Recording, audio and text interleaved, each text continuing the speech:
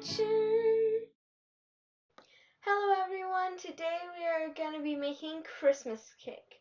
And now I know a lot of Christmas cakes, especially in store, are very dry, but my papa doesn't like Christmas cake, but he likes this one. This one is also my grandmother's recipe, so I hope you enjoy. I was wondering, what is your favorite type of Christmas food? My favorite type of Christmas food is my grandmother's mince pies. And if you don't celebrate Christmas, what is your favorite type of winter food? Tell us what your favorite type of winter or Christmas food is in the comments down below. Okay, this part of the video is my favorite because my dad does such a nice job with the chopping. Just so you know, these dates are really sticky, so you're going to want to wash your hands after because your hands will be sticky and then it'll make everything else feel really sticky. As I was saying though, it's really nice when my dad just chops it so nice and thin. Okay, these cherries they just look like candy. They're so beautiful and like clear, even though they're like store-bought obviously, and they've been candied. These look really cool and it makes the Christmas cake taste so good, like so good.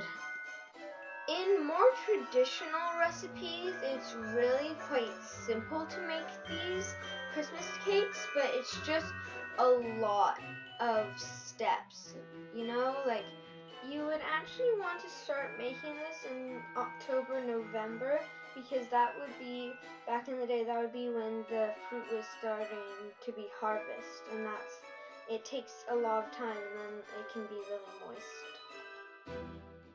But it's pretty simple to make. This one I'd say is a little harder, but still really good for beginners. It's more about timing because you have to make it in a day in advance.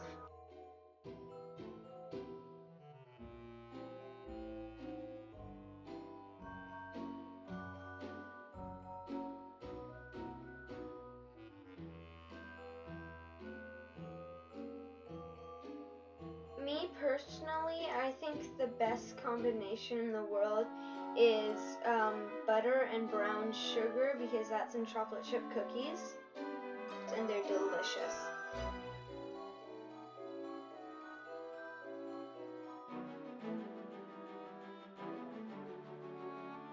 I'm just going to show off a little bit because we have chickens and those are our eggs from our chickens. Delicious fresh eggs every morning. Well, most mornings at least.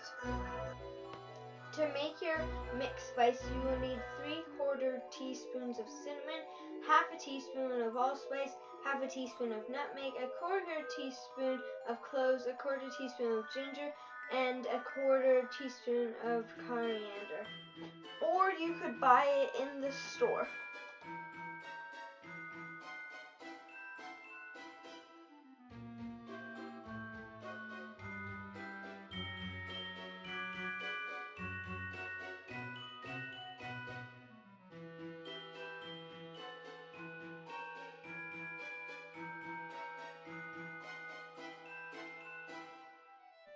Now we are going to combine the batter we made today with the 2 steps we made yesterday.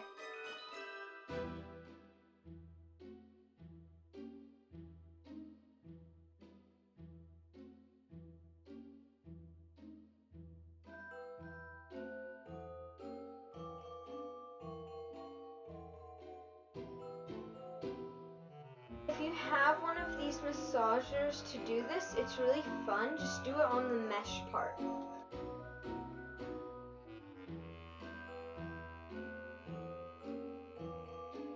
Use a wooden spoon here, otherwise it's really tough. Our silicone spoon couldn't handle it. The reason we put so much parchment paper here is so that it doesn't go through all the corners, and always put butter or whatever you're using as a non-stick on the bottom because it makes the parchment paper stick to the bottom.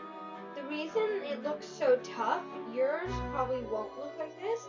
It looks really tough because we left it overnight in the fridge. It just made it harder to work with though.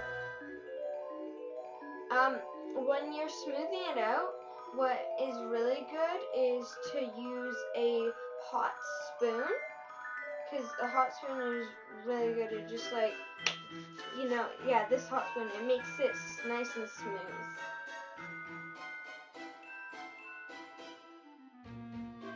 Now let her bake at 215 degrees Fahrenheit. That is a low temperature, so we are going to cook it for a long time, 5 to 7 hours. Now the reason this Christmas cake is moist because you moisten it with brandy, so it makes it really nice and moist. We are gonna cover it in fondant in another video, so hit that notification bell so you know when it comes out.